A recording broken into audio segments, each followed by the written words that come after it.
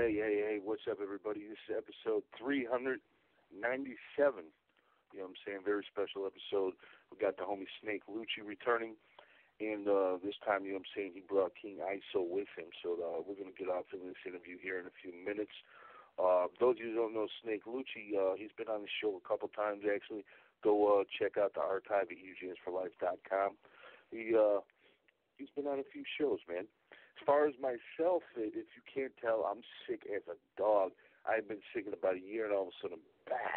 You know what I'm saying? That shit just crept up on your boy and kind of fucked him up a little bit. But, you know, we still do what we do, man. This is a Murder Master Music Show, man. This shit really don't stop, to be honest with you. Let me bring on the homie Pittsburgh Patrick, you know, hip-hop roundtable host, UGS for Life radio host. How you doing, Pittsburgh? Yo, what's up, man? And we're bringing the homie Snake Lucci back, man. This cat, you know, out of Omaha, Nebraska. And the beautiful thing about this episode is tonight he's a free man when we have him on. You know, the last two times we interviewed him from, you know, when he was behind the wall, and now he's back home. You know what I'm saying? He's on the bricks. He's free. You know, he's repping Omaha, and he hit the ground running, man. The guy's actually doing videos. He's doing all kinds of things, man. So real happy for the homie. Matter of fact, I'm going to bring him on right now, man. I believe this is him. Is this you, Snake? That's me, in the flesh. Yeah. Snake Lucci. And you're a free man, man. Honor to have you on the show as a free man. Real talk. Hey, it's a pleasure. Anytime. Yep. Hell yeah, it's real. High definition. Between you and the homie Brandon, man, you guys did about two decades, man, and I salute both you guys for doing what you do. Both you guys for being free, home with your families, man. Absolutely. Yeah, that's Snake, what it's all about. Snake, I wanted to tell you this, man. The last time you were on, you and Prez did the pre-record when you was doing the joint, and man, like I co-hosted the live part of that show, and then we went to your interview that was pre-recorded, and I stayed on the line to listen to the interview, and that music, man, that he played during your interview, man, that was some of the hardest shit I heard in a long time, and you can ask him. Right after the show, I hit him up like, yo, I need those tracks, man, and hell yeah, I appreciate it, man. I appreciate it. That's some of the best music, man, and I'm you know, like Prez just mentioned, I was in there before, man, and I know how that shit be, you know what I mean? So I'm real happy you came home, and you know what I mean, and I hope you stay home, man. That's what I'm saying. Oh, that's what I'm gonna do. Hell yeah. Absolutely, man. You know, I appreciate it. I appreciate all the love and support, man. You know, just had to get back to the bricks, you know, and shit, from behind that wall, it was a minor setback for a major comeback, and that's really what's going on right now. Hell yeah. And you know, how long were you down for, Snake? I was gone for 8.5 years. You know, I went in, Bush was president. I got out, Trump was president. So, you know. Fuck, man. Yeah. Damn. The whole Obama presidency, Obama I was era locked and everything. up. Yeah, I saw it on TV, though. Yeah, definitely. But you got out, man. How's life been? How hard is it for you to adjust, or has it come pretty easy for you? I mean, it's pretty easy. You know, I had nothing but time to plan how I was going to do it. Every move I'm making, I thought about years ago. So, you know, everything's going ahead of schedule, actually. So, you know, I got me a little job, and you know, I do the music on the side, and also my side hustle's tattooing, so everything's moving fast. You know, at an accelerated pace. You know, hitting the studio. You know, I'm lucky enough to be blessed. You know, King ISO dropped some beats on me and shit as soon as I touched down like a real motherfucker, you know, and I jumped straight in the studio. I networked. You know, I'm out here in Des Moines. I'm from Omaha, so I'm not really too familiar with this area, but I networked pretty quick. Figured out who's got the best studio, who's shooting the videos, who's doing this. And as soon as the paper came, I just threw the money exactly where it needs to go, and everything's going according to plan. You know, and, you know, we just did the video for Right One, my first single off my upcoming album. Got another one coming here pretty soon, Unload. We're going to play both of those on the show. And, you know, we're just keeping it moving. And, you know, King ISO, he's doing big things too. And it's good to see this happening, you know, because we worked so hard for it. Yeah, both you guys pretty much grew up together. You know what I'm saying? Give the people a little history lesson of your roots with King ISO. Well, it's like family, you know, because his mom and my mom grew up together, you know, before both of us were born. So they've been friends since grade school. And then, you know, I grew up, you know, with his sister. She's about my age. You know, so before he was born, I knew his mom before he knew his mom. So, I mean, and we just grew up together as, like, his mom and my mom. So we grew up like cousins, but we're not blood related. But, you know, and then they moved out of state to Maryland for a while, and then they came back to Omaha. And, you know, we just always kept in touch and kicked it. And kind of how the music got started, you know, ISO was a youngster. He's about, I want to say 13, something like that. And he had hit me up and wanted to hit the studio. And you know, I was looking at it like he's young, you know, and he just, I was trying to push my music. And, you know, I wasn't really hearing it. But then the more he kept saying it, I was like, you know what, come on. And when he came, he spit. And I'm telling you, at that young age, he was spitting like he spits now. He took it to another level now, but he was ahead of his time back then. And when I recognized that, I invested, you know, everything I had in it. You know, so we were signed to we were a part of another label, and I realized I was the one putting most of the money toward it anyway, so I might as well start my own. And everybody's priorities were different, and I wanted to invest in his craft, you know, because I recognized I saw the potential at a young age. Before he could drive, he was spitting, and he was saying it in his bars. You know what I mean? He'll be like, you know, I'm killing niggas, and I ain't even old enough to drive. You know, shit like that. And I'm just like, you know, this kid's ill. So, and then here, fast forward, he's killing shit out here. So it's just good to see my guy doing his thing. You know, I had a little minor setback, but I'm back too, and shit, we just dropping shit back to back. Yeah. I mean, it's perfect timing too. I just literally saw the video today for Chop Suey with him, Twisted Insane, and Brother Lechong. And man, all those dudes could spit, but man, his verse to me was shit. Yeah, I saw it this morning. Yeah, I saw it this morning. I was like, that's raw. Yeah, Tech 9 did his thing on there. He was shining on there too. So I mean, you know, and then they're about to go on tour here pretty soon. So you know, I'm gonna catch them in Davenport out here. You know, I'm in Des Moines, so that's a hop, skip, and a jump. So I'm gonna hop over there in Davenport and check it out. Hell yeah. And those of you tuning in, you know, I did an interview with King ISO earlier today, and we got a couple tracks of his, including that one Chop Suey by Twisted Insane featuring him and Brother Lechong. We're going to play it a little bit later. We'll bring on the homie Exit Only from Jackson, Mississippi. This is the brother of UGS for life, homie, right here. What's up, Exit? How you doing, fam?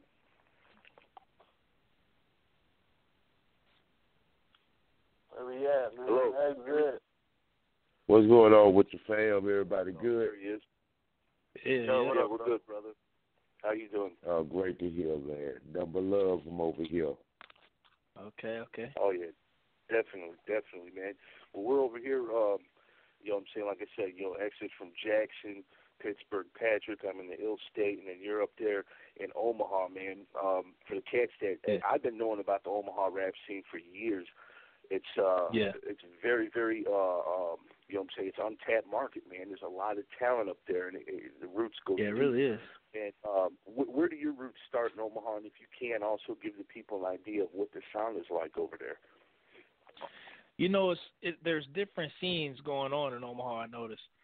You got your down south style rappers, but you also got like a little conscious scene off to the side, and it's just different styles. Because like I said before, you know, we're in the middle of the map, so we got some that's East Coast influence, some West Coast influence, and some just completely original. You know what I mean? Like ISO and myself. You know, so you know, there's some people that got like a conscious East Coast type of flow. You know, like Fast Black, and then you got people like Tangeray out there, Lon Measy. You got different labels out there like Small Town Records, Fun Gang. And, you know, they got stuff on iTunes and all that. You can look them up. You know, it's a nice little scene and it's bubbling out there right now. You got Pocket Pete, Hillbilly the Champ. You know, it's a lot of artists doing their thing out there. Yeah. Oh yeah, definitely, definitely. You know what I'm saying? And now, you know what I'm saying, you said you're in Iowa right now. Do you have plans of going back to Omaha? Oh, absolutely. You know, that's where my kids are. That's where I'm deeply rooted. And you know, it's only 2 hours away, so you know, I'm always gonna go back and you know kick it. Right now, I got a nice job out here, a nice little thing going, so I'm a marinate out here. But I'm always gonna go back to my city. You know, I got a lot of love out there, a lot of homies that can't wait to see me. You know, a lot of artists out there I can't wait to collaborate with, and you know, just gonna keep it going. But eventually, you know, I'm trying to branch out away from all here. You know, just East Coast, Miami. I'm trying to travel a little more and just take the music outside of here because right now we're a needle in the haystack. If they ain't gonna look down here, I gotta go to where it's at. So you know that's the plan right now. As a matter of fact, I'm thinking about taking a trip up to New York. We're about to have this video vixen. Her name's Christina Fox.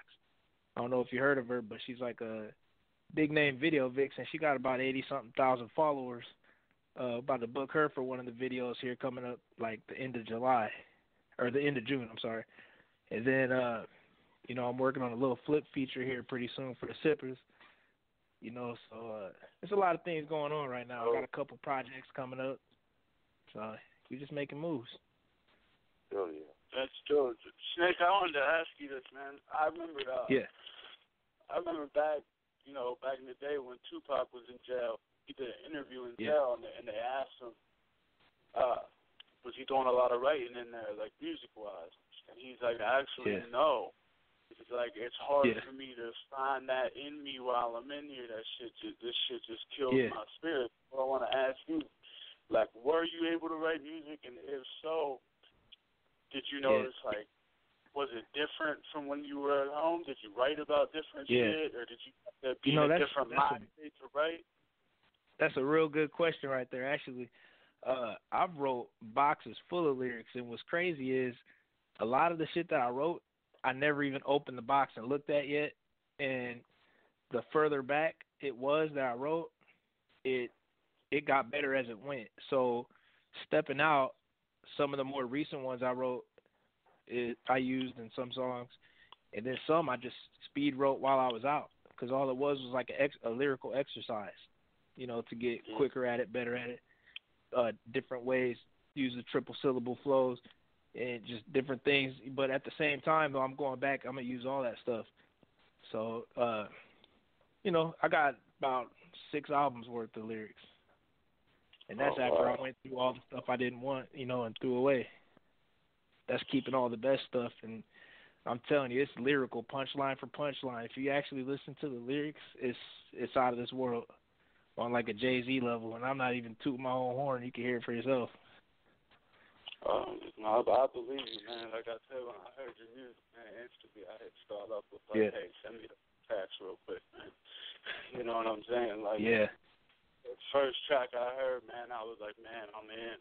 Like, I need to hear this dude, man. Like I said, man, I'm glad that you're home and focused on doing it, man, because I think you got something special here, bro, for real.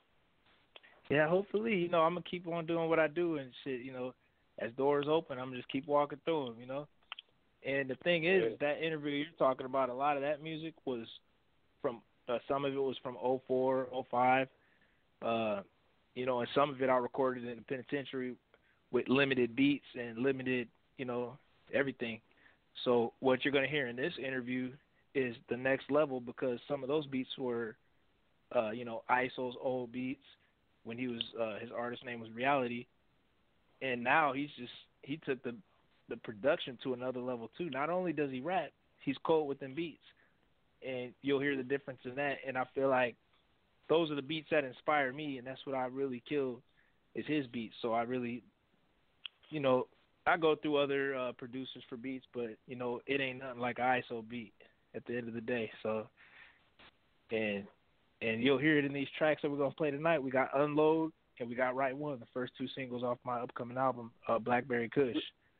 Which one you want to roll with first, Snake?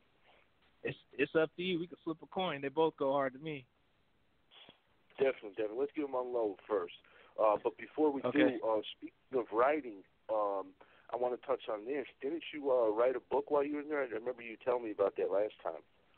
Yeah, absolutely. I wrote a book. It's called Da Mula, A Tale of Blood Money, and it's a play on words, a Spanish word and a Swahili word.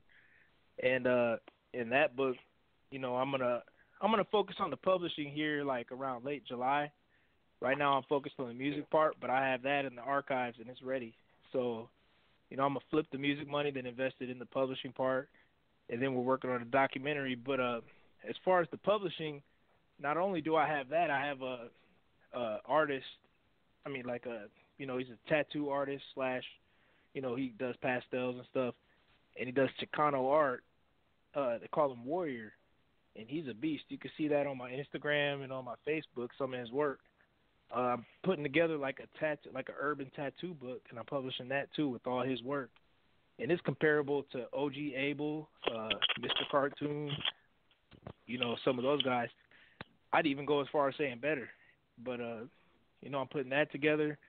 Then I got another author that, you know, he's written novels before. He wrote the book From Sugar to Shit. We got him on Snakehouse Publishing too. He's dropping a book. They call it Mr. 777. So I'm going to be promoting that here pretty soon too. And, you know, it's a whole lot in store here for this year and next year. Hell yeah. Hell yeah. Well, I'll tell you what, Snake, let's give him this Unload track, man. Why don't you intro it, let everybody know a little bit about it. Okay, well, you know, basically it's just it's one of them turn-up songs but still lyrical. It's a fast flow. The beat knocks. You know, one thing about it while I was down is I heard a lot of that auto-tunes coming out, and I always wanted to do it in my voice. So both of them songs have it. This one in particular has it on the chorus. I just wanted to be able to say I did it, you know what I mean? So I used to hate on the auto-tune shit, but I think the shit goes hard, so I threw that in there. And it's basically, you know, repping my city. It's about Omaha, Nebraska, and that's basically what it's about. We unload and reload. Yeah, there you have it right there, Snake Lucci. You know what I'm saying? Unload. Yeah, you hit hyperspeed on a few spots right there, man. You went into overdrive. That sniper flow, Absolutely. man, is, you know, you know, a lot of people say it come from the South, the Midwest. Don't matter where it come from. What matters is if you can do it and you can do it well. I believe it came from the Midwest. Can do it well. It's hard to tell because, you know, you have some cats out in the East Coast that were doing it, you know, way back when. And then you had, of course, I know you had people in the Chi doing it in, you know, 1990, 91. It's one of those things, man. It's just hard to tell. But Midwest, you know what? I take that back. Daz Effects did do it. They were one of the first I heard do it. Wherever they was from, they was one of the first. Now that I think about it. Some shit. Pretty sure they're from Brooklyn. Yeah, they're from Brooklyn. Yeah. But I think Jazz was doing it. Jazz and Jay-Z, if I'm not mistaken. Yeah, Jay-Z. That's true. Yeah. Way the fuck back. But you know, but all I know is I like that style because, you know what I'm saying, it's aggressive and it gets you amped up. You know what I'm saying? Yeah. It's your album, you know what I'm saying, do you have any songs on your album that's slowed down a little bit, or are you going for that rapid fire all the time? Well, you know, every album I drop, I make sure to have at least 3 to 4 rapid flow. You know, but what I do is I try to switch it up all the time, so I try and be versatile. So I have East Coast punchline, slow flow in one song. I might just ride the beat. It just every time I hear a beat, I try and do something different to it and just come from an angle you don't expect. So it's never the same, but I do make sure to do that a few times at least per album.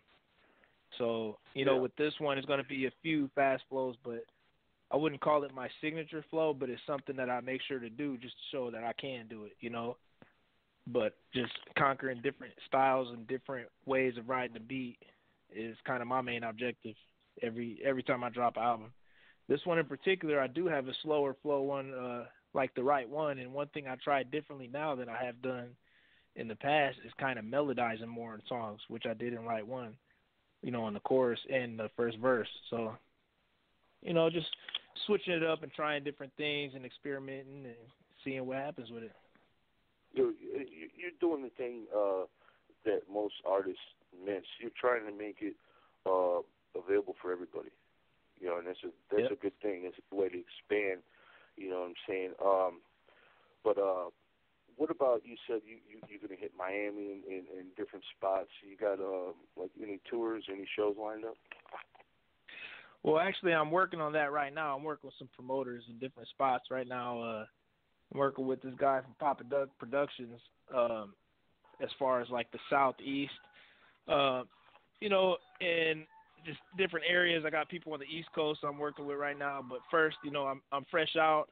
I'm on parole, so there's certain restrictions. So I got to run that by my PO. And then once I get the go-ahead, which is Monday here coming up, then I start lining that up and setting dates for it. And that's going to be called the Kush Fest, which is, you know, the tour promoting Blackberry Kush, the album. Yeah. Hell yeah. And when are you dropping, Snake? You said, what am I dropping? I'm dropping... yeah, when are you dropping the album? Well, I plan on dropping it around July at the latest. I'm still recording to it, so I'm about 80% done with this album. But I'm also working on multiple projects. You know, we're working on a group album called The Campaign, which is actually a soundtrack for a short film we're doing. So that's called Savage Dreams. The group's The Campaign, which is me, King ISO, and King Frost. Working on my solo, which is the Blackberry Kush.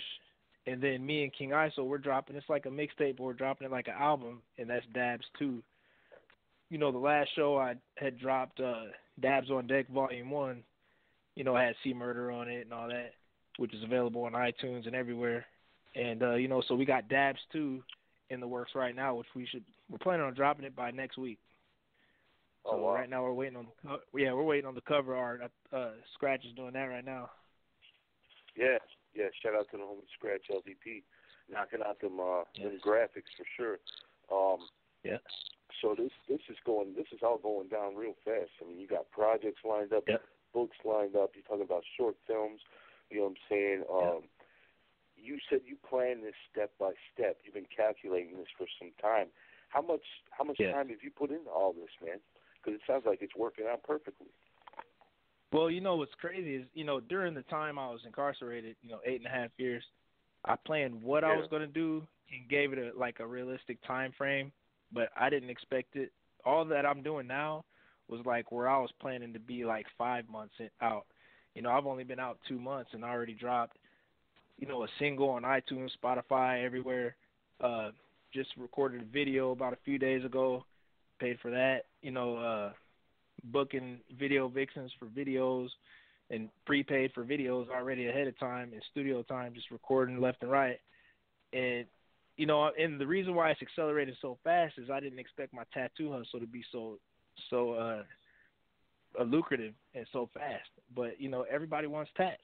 So it's like when I'm at work during the week, you know, the weekend hits, you know, I'm pulling, you know, $400 or $500, you know, per weekend on top of what I make at work. And I just invested all toward the music. Yeah.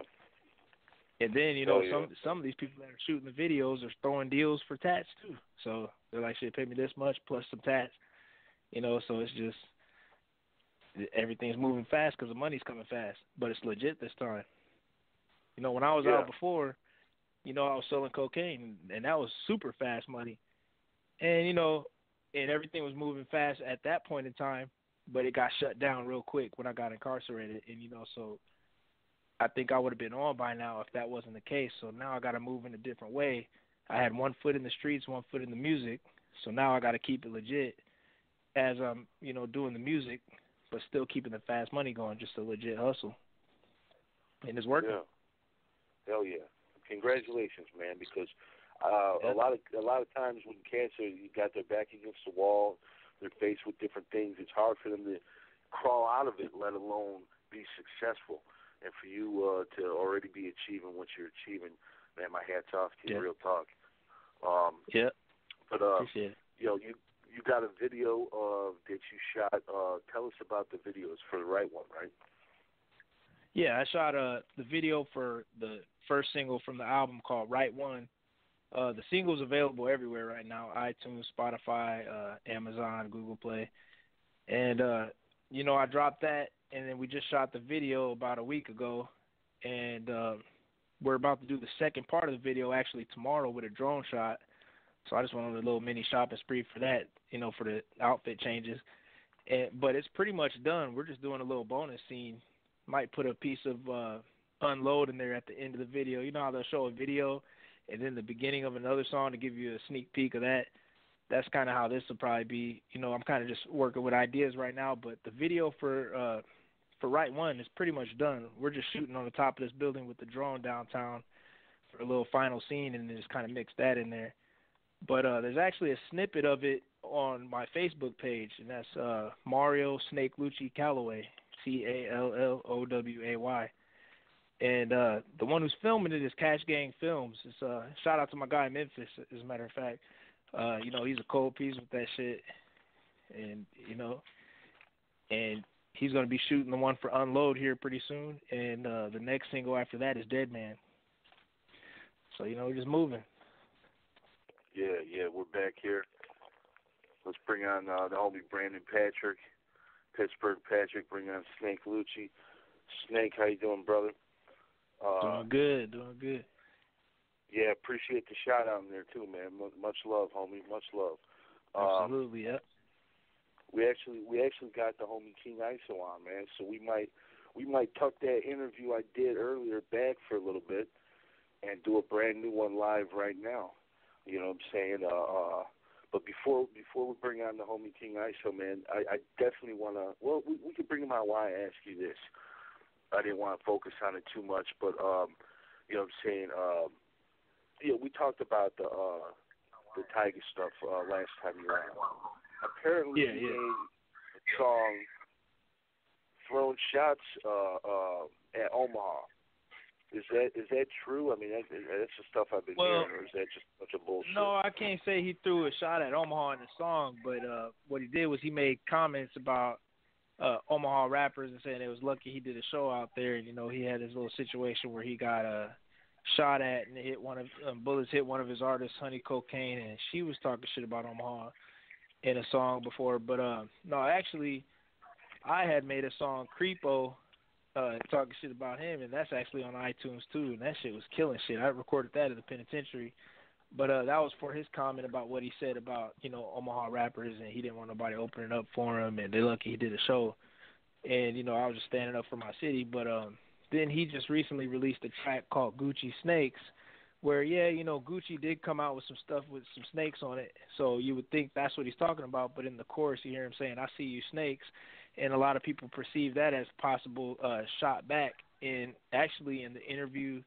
where we spoke about it last, we had also talked about Designer, because I was saying I don't understand what the fuck he's talking about in that Panda song, because he can't hear that motherfucker when he's rapping.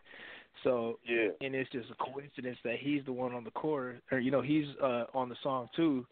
They're both good music, and shout out to Kanye West. He's from the Midwest. And I ain't trying to fuck with nobody's money, but if it is a shot at me, it's a sneak diss. But we ain't been able to really figure out if it is or not. So I just take it as, if it is, he didn't have the balls to say it straight out.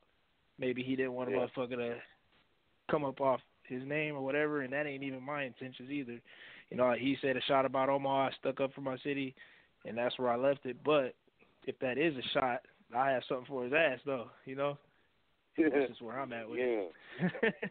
Yeah, definitely. You know what I'm saying? But you got a lot of stuff going on. You know what I'm saying? If people want to get at you, say for features or bring you out to do shows, whatever the case may be, what's the best way they can get at you? What's the best way they can go check out your music?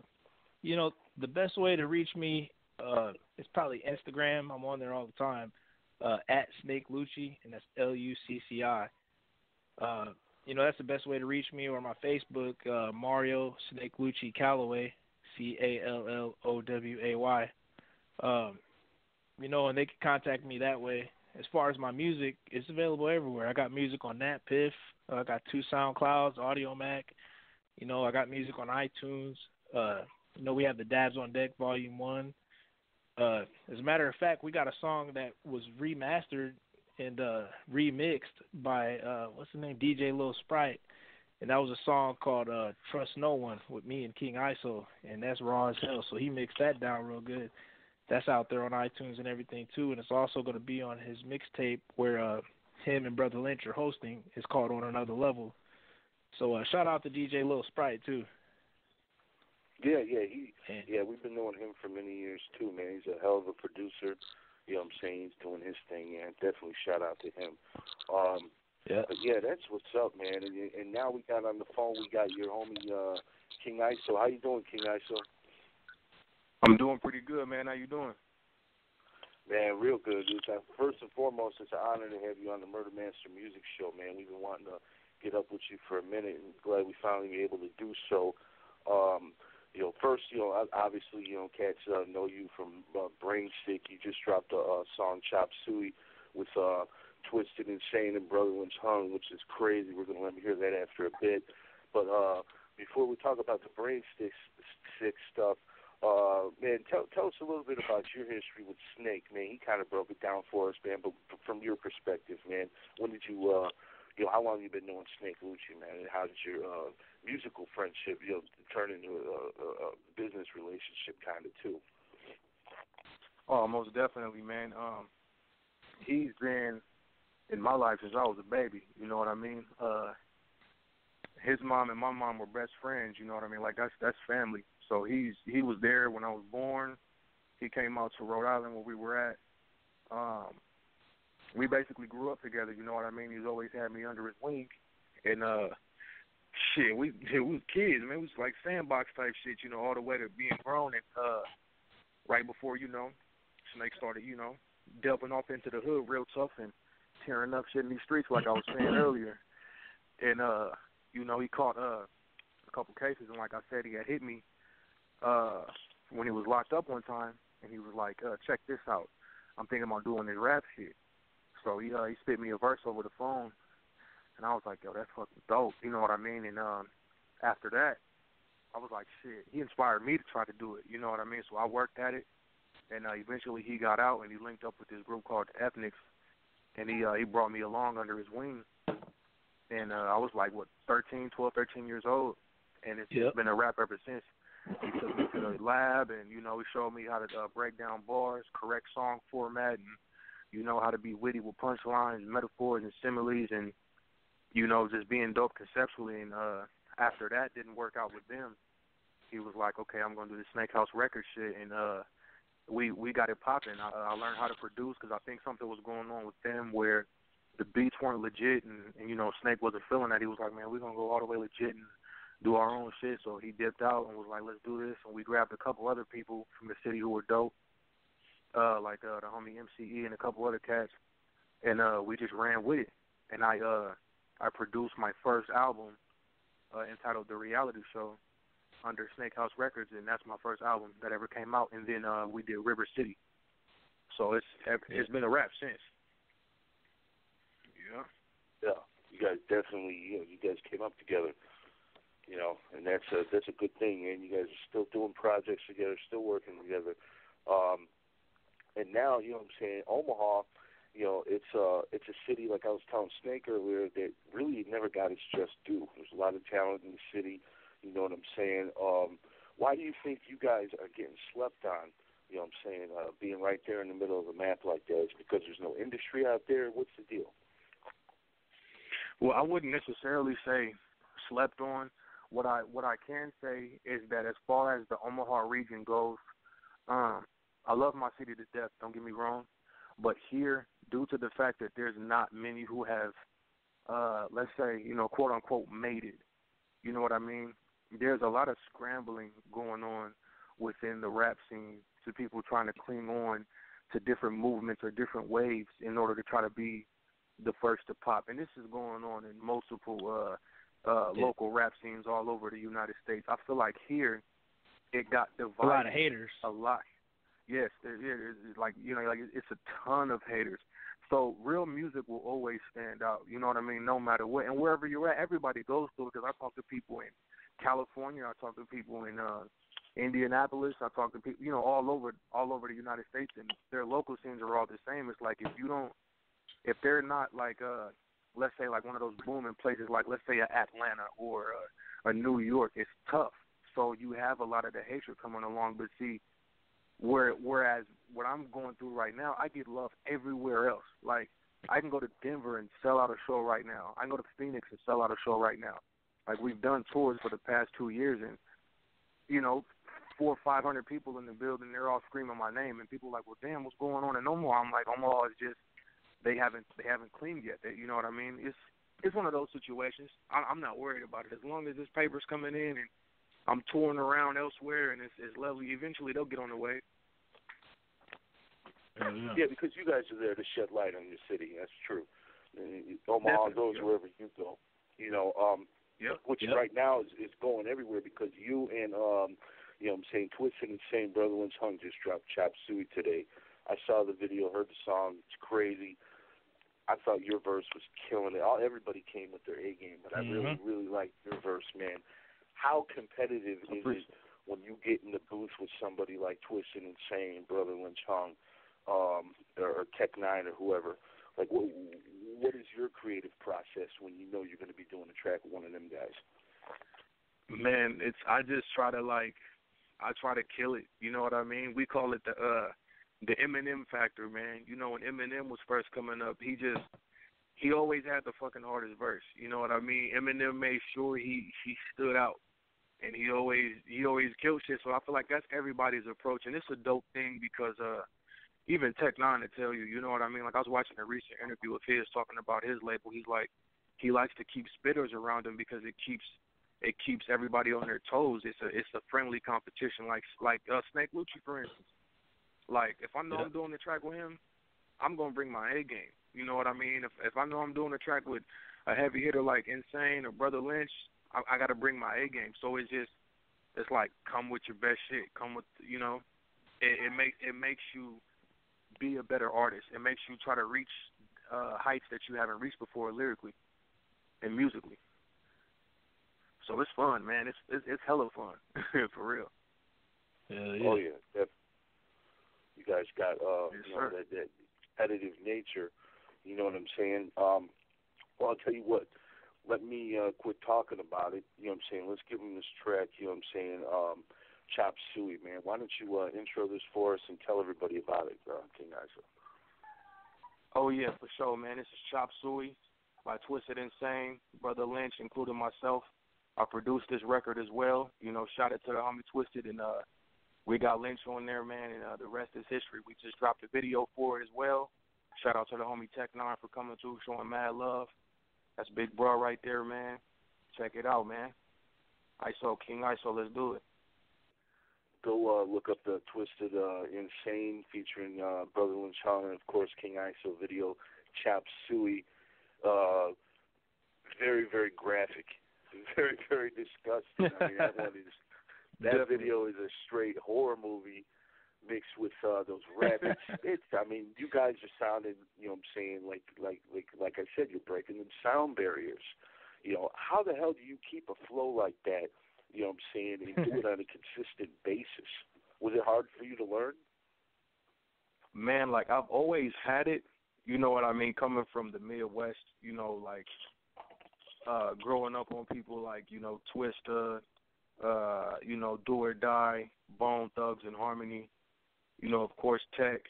I've always had it, but see, like, Twisted, he's on another level, man. Like, he really, we call it the fifth gear. He's mastered it, and he's like, he's shown me ways that he does it, and it's like you have to catch certain air pockets. You have to, it's wild, like the syllables, you have to pick the right syllables in order to connect. Because when you coming in like you know what I mean? Like that shit is like it's hard as hell, you know what I mean? But like once you get the hang of it, it's fucking crazy. Especially like to do whole, because Twisted does whole songs like that. So I've watched him in the lab and I've watched his creative process, and he's shown me like he like to master that shit. I seen DJ Vlad was talking about I think the top 10 fastest rappers, and he was sitting there talking with Twista, and they had Twisted Insane as number one. So you know what I mean? Like, yeah, that's just wild. It's wild. you're talking about catching air pockets and stuff. I mean, that's got to be extremely difficult. I mean, now I imagine it's nothing for you, but you know what I'm saying, at first, you know, because you got to be on the beat, you got to make sure you have clarity, people understand what you're saying. You know what I'm saying? So my hat's off to you, man, for being able to do that. Speaking of Twisted Insane, you know what I'm saying, and Brain Sick. How did you hook up with them guys? Oh yeah, man. Well, like I was saying, well back then, like right after you know, Snake had went upstate, I started getting into trouble myself as well. I was in and out a few times, and then after I had me and my baby moms, you know, she had my first kid. I want to say a couple years after that, probably like almost 2 years. I think my son was almost 2. I was homeless. We just split. Shit wasn't working out. I was homeless. I didn't have nowhere to stay. All I had was a laptop, man, and a few pairs of clothes and some damn computer speakers. I was sleeping in the parks. I didn't really have anywhere to go. I still was feeding my son. I was still seeing him when I could. I ended up getting this studio that was right by this park. Just like a little room to rent out, and we made it into a studio. The homie Big Wade from out here, he plugged me in. Like I said, I got a whole bunch of respect for fam. I was sleeping there. I started recording a whole bunch of shit. We didn't have a shower in there or nothing, man. We used to have to go to the gym or go to people's houses to use showers, and barely had fucking money for food, so we was hustling here and there. I started selling beats out of there, and I started putting hella projects out. I just kept putting material out. Started overloading SoundCloud, just sharing the fuck out of shit, and I was always watching Twisted Insane live streams on Ustream, and people kept telling him, like, you need to listen to this dude ISO, listen to this dude ISO. So he had me email him some things, and he wasn't listening at first, because you know what I mean, like when you're a popping artist like that, you get thousands of emails a day from people, like, check this out, and you know, people rarely have the time to go through all of that, but he actually took the time out of his day to listen. And a guy that was already on Brain Sick, C. Ray, brought it to his attention and made him listen, like, check this out. This cat named ISO, you need to listen to this. And after that, he called me. You know, he heard the song I did, he called me, and it was a rap. So on one of his live streams, I was homeless at the time watching it, you know, stealing Wi-Fi from this mechanic shop next door to where I was at. And he was like, ISO, we need you at Brain Sick Music. I'm going to be calling you real soon. We welcome you to the family, and it's been history ever since. So it was wild how it happened. I just kept grinding, man. To be able to persevere through those circumstances and those situations, I mean, it's similar. We had the homie Slane from Coca Nostra on the show, and you know, he became an actor, and he was in a similar situation. He was squatting in a warehouse at the time when he got a call from Ben Affleck to be in some of his movies. Man. So it's you know, it's crazy, man. Here you are, you know, you're homeless, then all of a sudden, you know what I'm saying, you hook up with Twisted Insane, and how did things change for you? They changed drastically, man, because he would always just be like, he would always tell me, like, man, just keep pushing, fuck all that bullshit, like, all the stuff that was going on. I had people out here, you know, trying to beef with me and stupid stuff, man, stupid street shit, and you know, haters and all type of just every unfortunate thing you could imagine coming at me, from baby mama drama to this to that, to having a drug addiction, to alcoholism, to being in and out of jail, you know, mental institution here and there. I was losing my mind, I was losing my shit. And he was just like, man, just stay focused, man, like, we got it. He was like, I'm telling you, stay on the right track. We'll do big things, because he was telling me, like, you got a lot of talent, man, and just stay focused. And then he flew me out there. No, actually, I flew myself out there to his house, and we recorded a whole bunch of shit. And he started putting it out.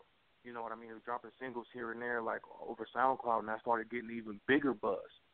You know what I mean? And then we did the song Dreaming, and then we shot a video for that. I flew out to Virginia with him, and we shot that. Once that dropped, money just started pouring in, because people were like, who's this ISO cat? You know, people started buying features from me. Now the money's just flowing in. You know what I mean? I'm taking care of my kid. I ended up getting back with my baby's moms before we ended up splitting again. But the money was just generating. I made her quit her job. I was taking care of her, paying for everything. Like, it was coming in enough to where I was like, oh, I'm living off this. Then I put my album out. Fast forward, present day, the money's just flowing in, and it's a beautiful thing. And I really thank him for believing in my talent and putting me on. Because now it's like, you feel me? Like, I look back at that like, damn, that's wild. I'm just blessed, man, just humble, thankful. Yeah. Oh, yeah, definitely. And on top of that, you should be revered as one of the fastest spitters out there, if I'm not mistaken, man. Have you ever thought about, hitting up Guinness or anything like that and trying to see if you can break that sound barrier? Hey, see, me and Twisted, it's funny, man. We never talk about it, but he's competitive as shit. You know what I mean? And we all have this. He's a Virgo like me. I think even Snake, you a Virgo too, aren't you? Yep. See, well, it's wild. We're all Virgo, but we're hella competitive, man. So I guarantee if I was to hit Guinness, I'm pretty sure Twisted would hit, and I'm pretty sure Snake Lucci would hit. I probably too. would too. You know what I mean? But we'll probably take the title from each other, and it'd be wild. So like, it's I haven't thought about that. I saw Twister speaking about that too. He was like, I haven't thought about doing it in a while, but it's people out there, and I feel like once that, because they said I think Eminem holds the title in the Guinness World Record book for like most syllables in a song for a rap god. But Twisted Insane has this song called, Twisted has this song called Chop Shop, and I'm pretty sure he had way more syllables than Eminem. Yeah, you know what I mean? So yeah, you know what I mean. So it's like it all. I don't know. It's something to definitely think about. It'd be fun to go do that, man. It'll be fun. I have to have some spitters with me though. Like one of us is taking it. Yeah. Well, go back and forth. You guys can share it, man. But it's good for competitive nature, man, and it's good for hip hop too. I believe when people step up their game lyrically and their flow and their ability to do it, it shows the younger guys that, hey, man, look at what these guys are doing. We should be doing this instead of just mumbling. You know what I'm saying? And, Right.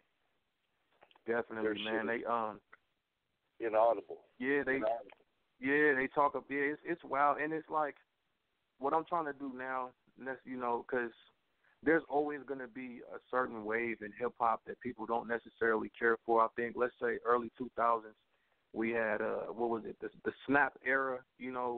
When people were doing all these dances, and you had people like D4L out, and not saying that wasn't necessarily like, because to the hip hop side, they like, fuck that shit. We don't condone that whack ass shit. You know what I mean? But they had their own lane. You know what I mean? Like, it was fun for them. People like Soulja Boy came. Yeah, you know what I feel like? They have their own little lane, but I feel like we can't compare that to what we do. Like, they're over there and we're over here. So with this new mumble rap, as they call it, generation, I feel like it's the same thing. Like, they're over there doing all that, fun, colorful ass shit. They can have it. It's working for them. If you feel me, like it's working for them. It's cool, But like over here, we keeping it gritty. We keeping it this. We keeping it gangster. We keeping it lyrical. We keeping it hardcore, and that's what we do. You know what I mean? Like, I have, I respect anybody that's doing what they do. So I don't want to take any necessarily shots at them unless they come at me. But like, I just let them do them because they're not stopping or affecting anything we're doing over here. You know what I mean? Yeah. Real hip hop. Real hip hop is always gonna trump all. You know what I mean? Yeah. Yeah. As long as we got cats like yourselves that's making this music, you know what I'm saying, and keep putting it out there, and everything should be good, man. But I truly want to thank both of you guys for coming on the show tonight. But before we get out of here, if cats want to get at you, King, for a verse or for a show, what's the best way they can do it? And then after this, I want to go off into your next song, Like This. Oh yeah. Like that. Like that. Like that, my bad, for brother. Sure. Oh, it's all gravy. Get at me on Facebook at King ISO. Definitely like and subscribe, follow the page. Instagram, The Real King ISO, SoundCloud, King ISO, Snapchat, King ISO. For booking, hit brainsickmusic@gmail.com. As well, for verses, you can hit me on any of those other platforms, and I'll respond, and we'll get it locked in. But yeah, definitely, man. Just hit me, and I'm down to work. If you need production as well, just hit me. Hell yeah. That's what I'm talking about. And of course, you got snakehouserecords.net. Snake cats want to get it. Snakehouserecords.com. .com. Yeah, I'm fucking up bad tonight. The night is kicking the fellas. Oh no, we good. But again, thank you both for coming on the show. I really, really appreciate it. And we look forward to having you guys on.